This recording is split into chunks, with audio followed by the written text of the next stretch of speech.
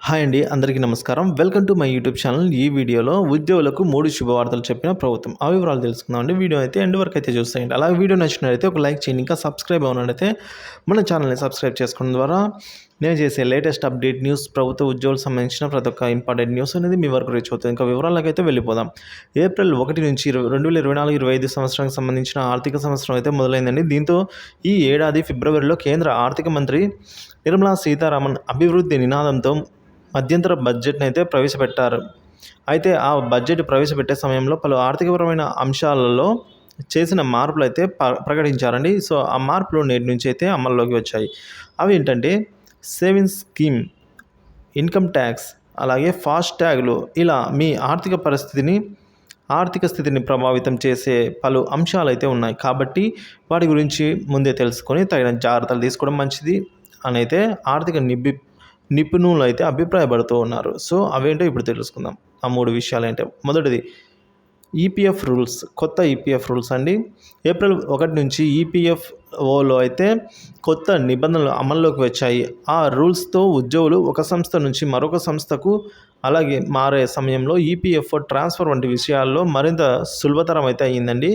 EPFO account transfer చేయాలంటే ఉద్యోగులు స్వయంగా డాక్యుమెంట్లు అందజేయడం, అలాగే సంతకాలు చేసే పని లేకుండా మాన్యువల్‌గా ట్రాన్స్ఫర్ అవుతుంది. అయితే ఈ బదిలీపై పూర్తి సమాచారం ఈపీఎఫ్ఓ నుంచి రావాల్సి అయితే ఉంది. ఉద్యోగం మారినప్పుడల్లా అకౌంట్ బ్యాలెన్స్ మాత్రమే ట్రాన్స్ఫర్ చేస్తారా? లేక సదరు అకౌంట్ వడ్డీ కూడా జమ చేస్తారా? అనేదైతే తెలియాల్సి అయితే ఉంది. మరి రెండవది 2 ఫ్యాక్టర్ అథెంటికేషన్ అండి. ఇక ఎన్‌పీఎస్‌లో అయితే 2 ఫ్యాక్టర్ అథెంటికేషన్ ఉండాలి.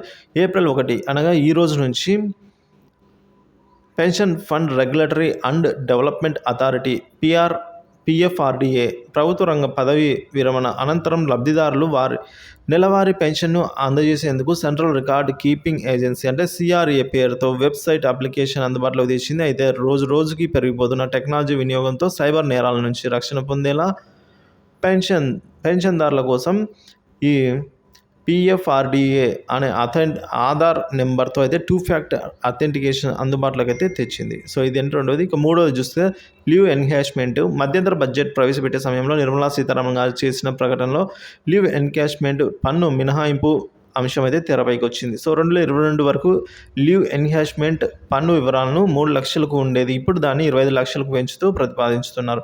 సో, పదవీ విరమణ చేస్తున్న ప్రభుత్వేతర సంస్థల్లోని ఉద్యోగుల లీవ్ ఎన్కాష్మెంట్ పై అయితే పన్ను మినహాయింపు 25 లక్షల వరకు పెంచడంతో వేతనజీవులకు ఏడాదికి 20,000 వరకు అయితే లబ్ధి చేకూరనుంది.